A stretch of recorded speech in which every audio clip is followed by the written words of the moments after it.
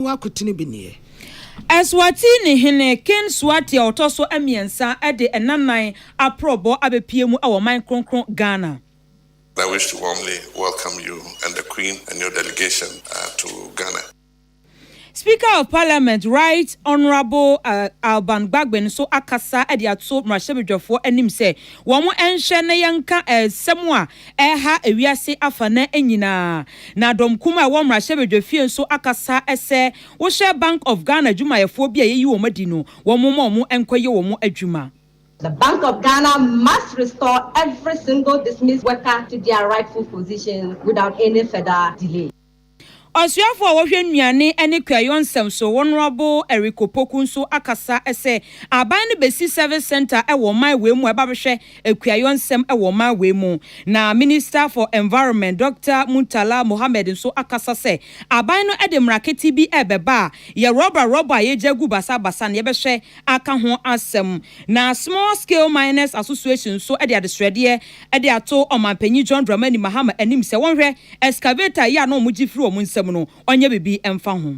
ena ya ka tro man bin Mahama say na sa seizure of excavator on fa anuntu wei ene nsenka ya godo a yasi nkonwa ye de ba besomo yemfa sedama Ozone chemists at the ozone scarlet capsules aboa ma immune system nya hoode kwoti anyare wanti yade enka won to formda MTN network ne so ede asorbo a wo fa no nyonko a kotokro nka soroda eye MTN High Sense Ghana home appliances ya papa this fie no office nyina na tosio ne ho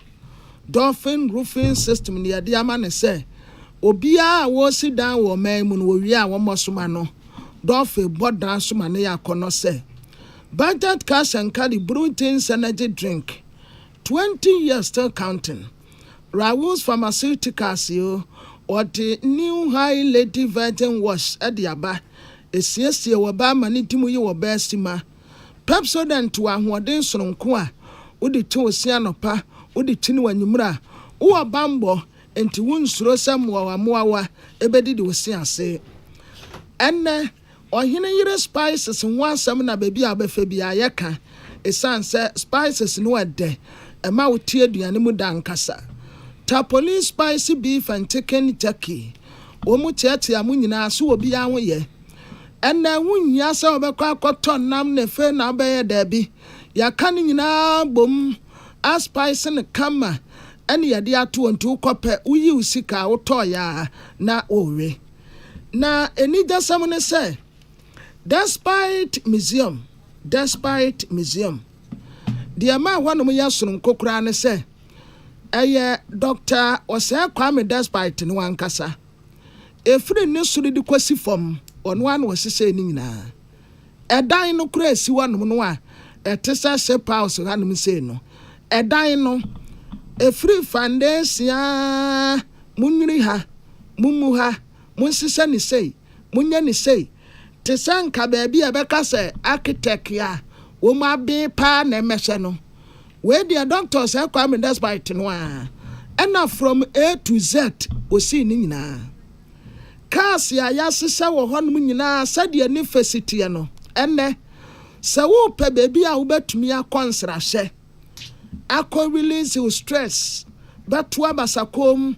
enkwade pese wo hu ani so ade busua pese wo hu no bibia ma me papa fa wonum nyina kọ despite museum honum na kwose niam pa ewo ho Tesla Cybertruck ya ubetumi atena mu die di atrenchie kama ehwo no mu wani ka se enne baby a obia kọ ho nsrahye eye despite auto museum sawo pa ho asem se bi ani akire eye 0556 262 626 tie no mani biem 0556 262 626 anase 0200 030 011 0200 030 011 Despite Auto Museum, come see one of the amazing designs Dr. Osei Kwame despite abakwasam a waye ewo ɔman mu saa dwumakoya da woromane sɛ amansan tia me kwabenamafo ana ɔhene gwa kasebo ahene na afei mame akosua etonam afei kasebo ne ntiremu nie His Majesty ɔhene a wɔwɔ Eswatini Enwanyama Kingdom of Eswatini waba beduru Ghana hanum sei na wɔde nanan ɛna ɛba aprɔbɔ wɔ ha na bra wɔbɛduru Kotoka International Airport no yɛne ankasa a chief of staff bɛrima ba wɔn na wɔdi dɔm w'anim na bra wɔkɔ enyi wɔn nko a deputy chief of staff in charge of operations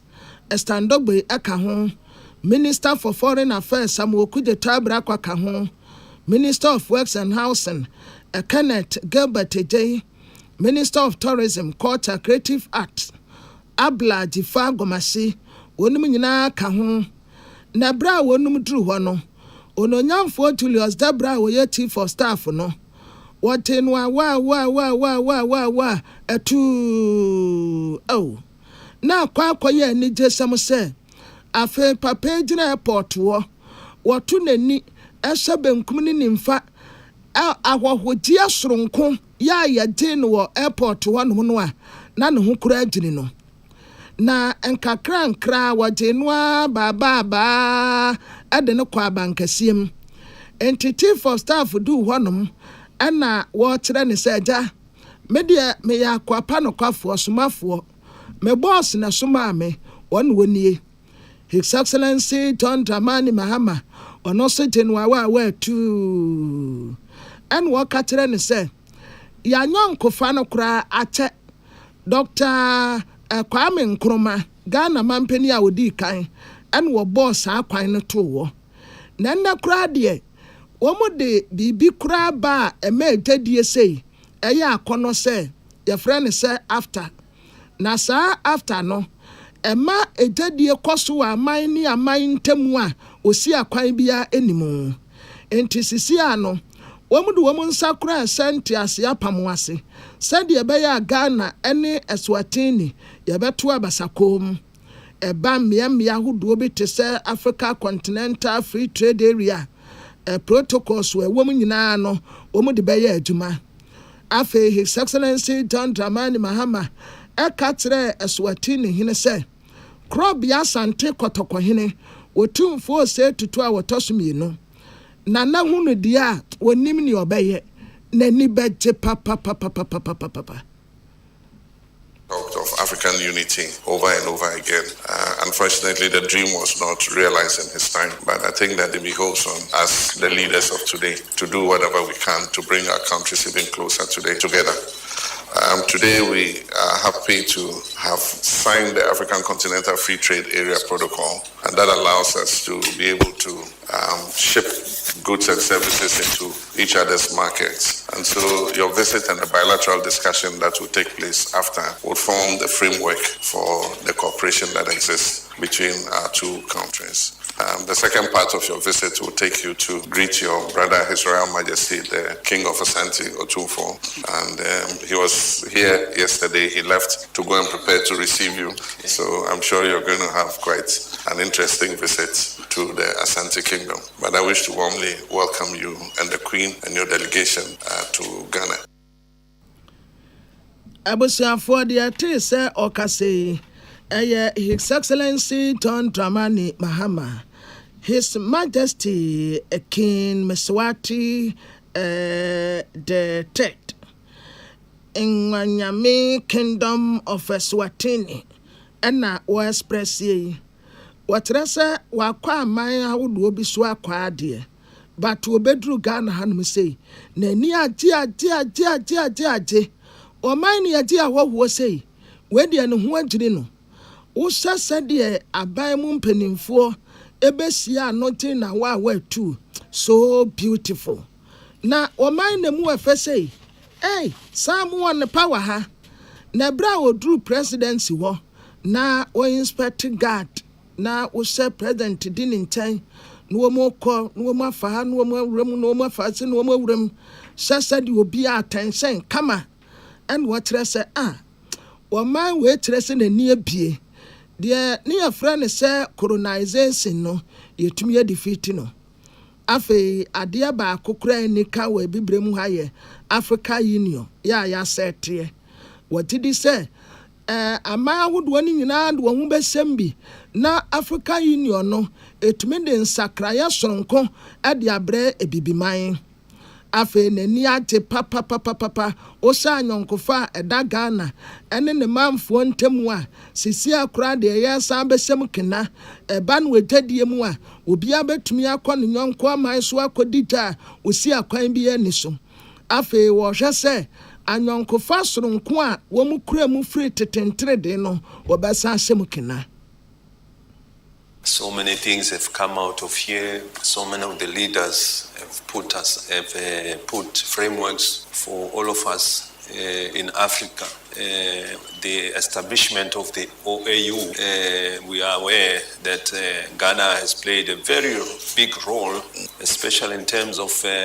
everything was being started. Now, of course, the OAU has transformed to becoming an African Union that is trying to transform the people of Africa, make Africa a place of great opportunities, make Africa the one we want, the African solutions, and so on. So we are very happy that from the kingdom we are here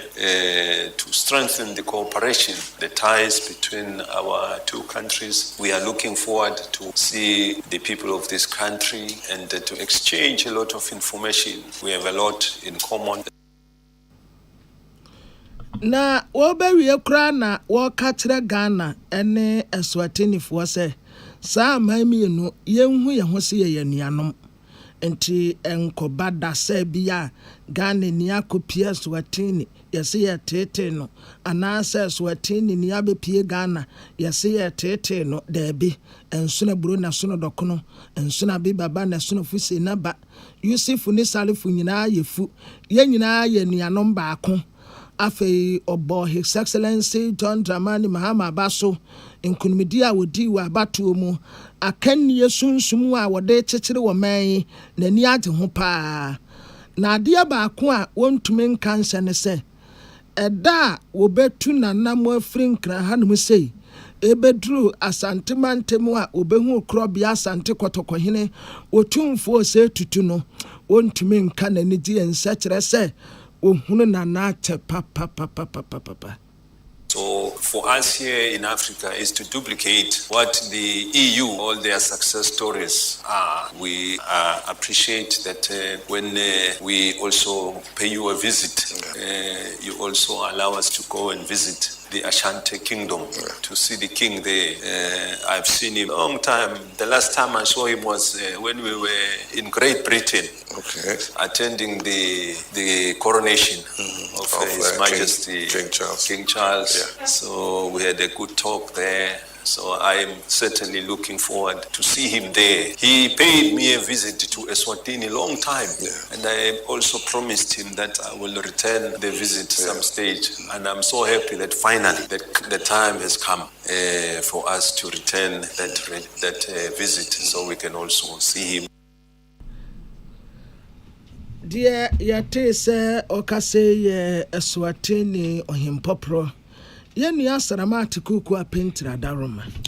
Ghana any Eswatini mai enedue wade wonsa hyente ase apamases obehwe na anyonkofo ede wo ntem no wo mwatimi ayere mu pampetitiriu eni sikasem na afeso amamre ne amane se ne be ya mamienu yi ebetimi enyi mana ye krabehwe santi ase apambo tai kese ne se wombesi joint commission e wo mai Ghana na afeso Eswatini mai ne emu na ebra mpanifo to obo ase ne wo ye amamre ne amane no na asoafo mienu a wo mo hwa amahodro so nsem so Samuel Okuje to ablakwa giremu Edema wa my Ghana saso na senator Shakantu ejinemu Edema Eswatini mine bra na Ghana mampene His Excellency John Dramani Mahama na afeso His Majesty King Mashwati ya wotoso miensa na wejina honom sansem we Salamat Kuku Pentel en wo boaboa no besom yen Na yɛtoa so na yɛbɔwura nsɛmfo from a na kyerɛ Speaker of Parliament Right Honourable Kingsford Sumana Gbagben ɛna wɔde ato dwa ɛsɛ ɛwɔ sɛ mmarahyɛbadwam ɔmotumi hwɛ nsɛm a ɛha wiase afa na nyinaa ɛwɔ sɛ wɔn hwɛ ka ho asɛm ne nyinaa ɛne sɛ ewiem nsakyera yɛ nsɛm a ɛha wiase afa na nyinaa wɔhwɛ korɔnobɔ a ɛkɔ so ɛwɔ abɛɛfo tentan no ɛso atuato dɔm wɔn a wɔn bɛto ɛhyɛ ɔman so enyumanyuma nsɛm a ɛha adwen no wɔn hwɛ enka ho asa afenso atukɔtena fo ya wɔn ekopie mu ɛwɔ amaman awodoɔ sonso no wɔn hwɛ enka saa nsɛm no na wɔde saa nsɛm we atu dwa ebra na mmarahyɛ bedwafie wɔn ɛpa management committee a wɔn ɛhwɛ Parliamentary Friendship Association so ɛno ɛna ɔso wɔn dwumadie ɛne sɛ wɔn bɛhwɛ saa nsɛm no aka na afenso kwan bɛn so ɛna saa hawo yi yɛbɛtumi ahwɛ atu aseɛ wɔn hwɛ sɛ wɔn dwumadie ɛde nkabom ɛbɛba adwadie a wɔn ɛbɛtire mu ɛwɔ wiase afane nyina yamamren so yenhwe enka ho ensem.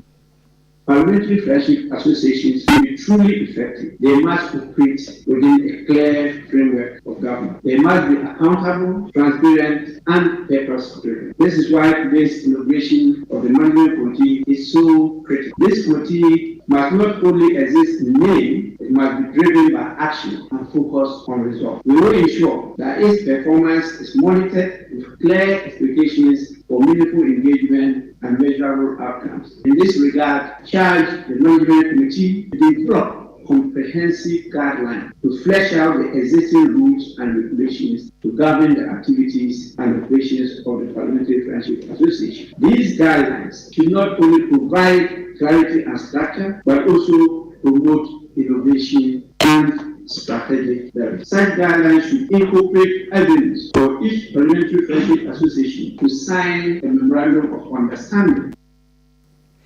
Eno achi no dom kuma ba no deni Alexander Fenyoma Kenso ejina Honorable Jerry Ahmed anemo ekasa ye wono ye second deputy minority whip wasan so eye weja gbawe mrahye eno ose wo hwe sa dwumadie a ye de ama Parliamentary Friendship Association no e wo se wo mo ehwe se de be ya amaman ahodo enkitahodie no wo mehwe aka ho ensem. In today's interconnected world, where conflicts often transcend national borders and complex global challenges demand cooperative solutions, the role of parliamentary diplomacy is not just important, but it's also crucial for building bridges towards peace and understanding. Parliamentary diplomacy has become a valuable tool for building relationships and promoting cooperation between national parliaments and parliamentary institutions. Parliaments of various countries use friendship associations to assist in their cooperation with one another, network, and organize different activities. Thus, they have mostly been used by parliamentarians to deepen interactions with their counterparts. In other parliaments across the globe, they have also fashioned an inevitable platform for parliamentarians across the globe to engage in bilateral and multilateral diplomacy at the highest level. Na ani aya Honorable Jerry Ahmed second deputy minority whip wasan ye wejagbawe mrahye wono ene ekasa edema dom kuma ba no deni Honorable Alexander Fenyoma Ken na enu achi no dom dodo ba no deni wono eye Mahama Ayarigan so ekasa ye se wo hwe a speaker modebo a wabo ya wapa Parliamentary Friendship Association no ebeboa pa na mentim wase na kasaka se wo mrahye no omehwe aka ho asa afenso wo hye amaman nkitahodie ya achese ye wono so a ye behwe na ye hye mu kina se de be a ebetimi aboa. It is important that as a parliament and as parliamentarians, friends in the various parliaments, as we speak, we are confronted with some issues that we have with the United States because of all the things that they are doing about immigration. Immediately what came to me was, who are our friends in the Senate in the U.S.? Who are our friends in the House of Representatives? Because in the U.S., that's really how things work. If you have a lobby in the Senate, they will stand for you. A lobby in the House of Representatives will stand for you. And it's like that in many other jurisdictions. And so having Parliamentary Friendship Associations paying serious attention to the association. And those associations are actually working to make sure that they do actually establish, just as they are a team here who are friends with that country, they do ensure that in that country we also have a team of parliamentarians there who see Ghana as their,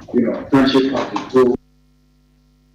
Onipa yɛte ne nkɛn dɔm dodoɔ ba no dani Mahama Ayarega yenuanom Emmanuel Akoli ene William Gentu ene de amaniboi efiri Mashebedwefie ebreye. Yada so egyina mu o my Ghana mra Mashebedwefie na anu na beto dwa asem penifo kukudam ne nti odi odwuma wo Bank of Ghana wade nkrata tentie pie montre so ne wo kyerɛ mu nyina ne sɛ edwumafo benso ha de mu nkofie wo mu nyina da yapam wo mu sanso odwumadi a wo di ne nhwɛ ne kwa bia so enam so madom kuma ye wo my Ghana mra Mashebedwefie asre ese kwan bia so sanfo nyina yenhwɛ ese wodi brebe sanso de ahye wo nsem wode sansem wo nyina to dwabra na wone nsɛntwofo di nkomom wo my Ghana mra Mashebedwefie Mashebedwe ne ya wogina hole de ma de hia wo wasavligu abato empesua so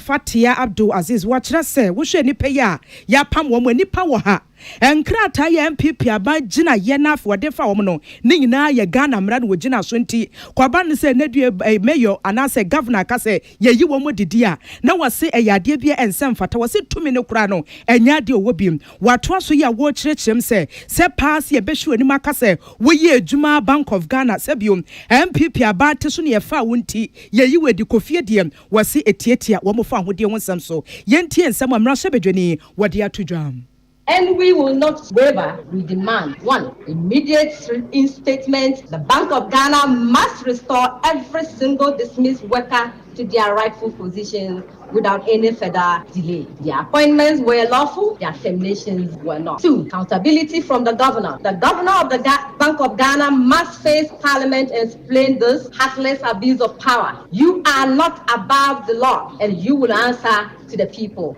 3, action from Labour Authority. Call on the Chief Labour Officer, the National Labour Commission, and the Commission on Human Rights and Administrative Justice DRAJ to intervene immediately to protect these workers, uphold their rights, and stop this lawlessness. 4, legal redress to the dismissed workers. He says the law is your shield. Under Article 33 of the Constitution, we have the right to seek justice in the court. We stand ready to support you. 5, parliamentary result. The minority will push a motion for a full parliamentary inquiry with unrelenting vigor. We will expose this injustice, work tirelessly to reverse this termination, and hold the government accountable. Ani ekotie wanu ye Mashebedweni ya wogina hode ma de hia wo sablugu abato empesua so Fatia Abdul Aziz na sansem we Emmanuel Akoli na afi William Gentu ene si nkonwa boaboa no de besom ye pem so de ani akyemu ewo nsemfoforo so afo ya wo hwe environment wonsem so wo my Ghana mu Dr. Mutala Muhammad wo kasa kyerese ministry ni guso a wo ye nhyehyɛ nyame ya adom enche wo de mrabata bi ba wone ye companies ya hodo e wo my Ghana mu a wo mo hwade wo ye roba wia ene wewie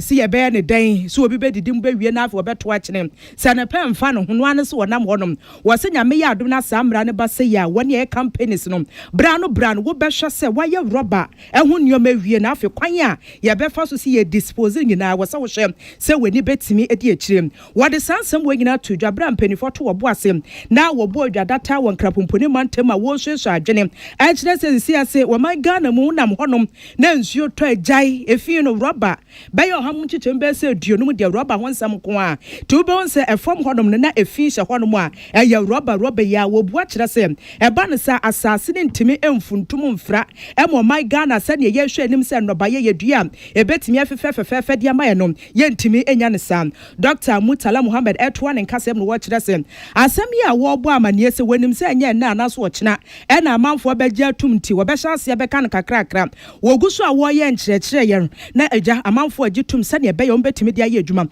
na baako a wo ka ho asem pa ye eto ahodoɔ bi a wo mo ye nhyehyɛ so wo mo de ba sane be ye asafo no ebetimi esi wo dwumedie ho kwan afi wo ye no esi enkyɛn a wone ade restriction ana se bia dwumedie na wo di no ebi de ne se ebetimi a kyerɛ se wo ye adodoɔ se na abetimi aye ɛna afi so ne apie monte no so no se ni kwan ye wo se ni padodoɔ na fa so a wo mutimi eyuso baako a wo mpa ne se wone asebe wo nam koti kwan so na roba ho nneoma wo mo krade ba no wo se ni na da ebi de ya na etia mranti no wo mba hyehyɛ emra batan be hwɛ na etimi abo ekibra. We are also developing legislations for mandatory extended producer responsibility, ensuring that those who produce plastic help finance their collection and recycling. Because this is a huge challenge to disincentivize single-use plastics inspired by Rwanda and Kenya. Because Rwanda and Kenya have actually banned. We aim to restrict products such as plastic straws and sachets while promoting local alternatives. Beyond EPR, we are developing incentives such as tax breaks, and this one I think is good for those of you in the private sector. And here you could hear your software ya wash environment one sem so my Ghana mo Dr. Mutala Mohammed na wato ne buase acheche mu kama senia EPR dwumedie ne besi yakon na no si yanom empanifo se me ko manka bi yemfa nka asem ti summit na sem na ato Emisa Wilson wono general manager corporate planning and communication wo boss wo kasa and watchers wono si waba begine mu the ama managing director na ne wo kan se boss taye krado senia tie bia no sebe senia rubber eji wo my Ghana ne chose chance also ebosonom yebetimi etu ase kura.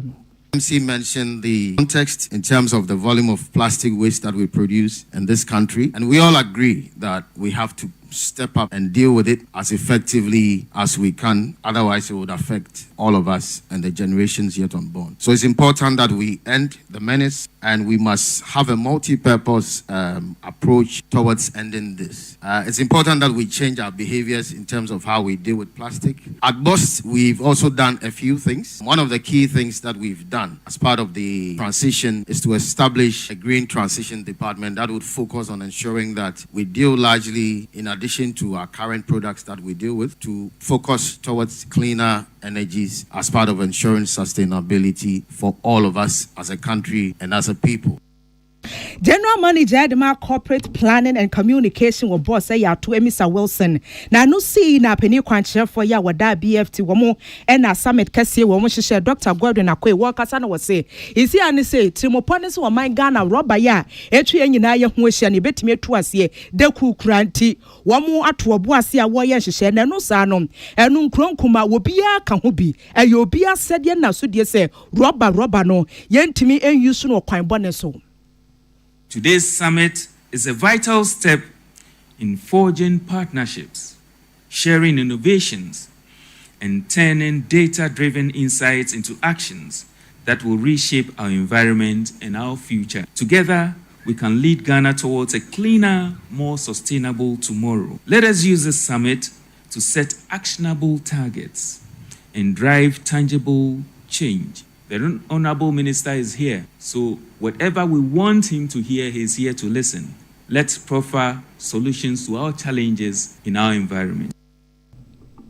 Any equity wadi penny kwanchira for ya wada BFT and woman as a summit we was Dr. Gordon Akwe Sansam Wim Henry Akwesi Minkana Ebuabuanoa wade besome yen.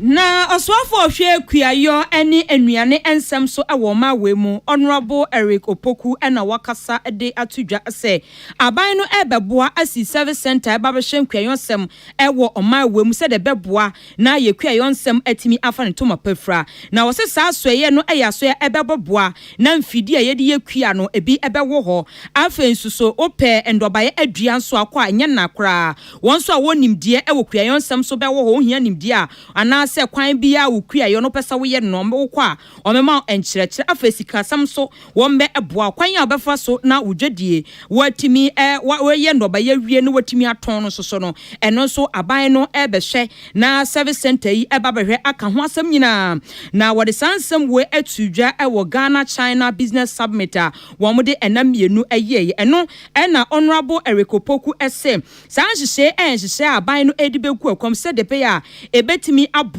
na afa obi be ye kua sika wodi wuram ye kua no eso betimi ate ebe di enwuma ebeba pa ena ebeboa ma ye ndoba ye no so atimi aso doso enu nti ena omo ne China aban eka bom se de be ebeboa ma ye kua yonsem ebetimi afa ne toma pa ede afra.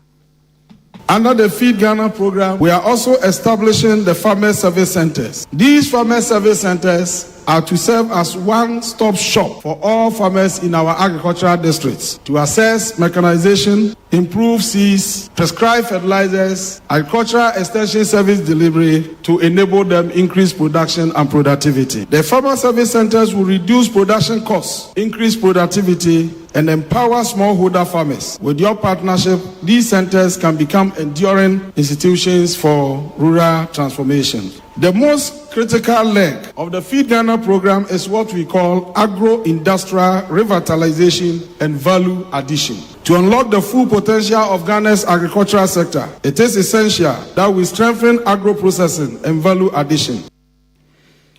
Na anuachi no ena yewra erikopoku eto aso ese wo hye enhyehyeye a wo edigu akwamu no a ne nyina eyese wo ebeboa na wo apa investors ya wo betimi aboa na fe Ghana yekua yonsem etimi afa ne to mapafra no nti no ena aban no ene Chinese business ebeka bom se de be ya wo beboa ma yekua yonsem etimi agina ne nan so. Ghana's ambition for agricultural transformation is clear and achievable. But we cannot do it alone. We are here today because we seek strategic, forward-thinking partners, investors, who will bring capital, innovation, and commitment to help us unlock the full potential of the Ghanaian agriculture. The enabling environment is strong. The opportunities are real. The government stands ready to facilitate and de-risk your investment. The ministry is developing investment compacts for each flagship intervention with clear business models, risk-sharing frameworks, and performance-based financing.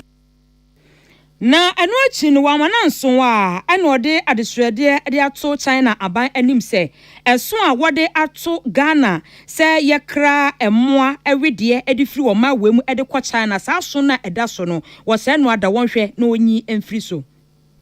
In the spirit of strengthened bilateral cooperation and mutually beneficial trade, I wish to make a respectful appeal to the government of the People's Republic of China to consider lifting the current ban on the exportation of animal hide from Ghana. This policy review would open new commercial avenues for Ghanaian livestock producers, enhance rural incomes, and support the development of Ghana's leather and allied industries. We stand ready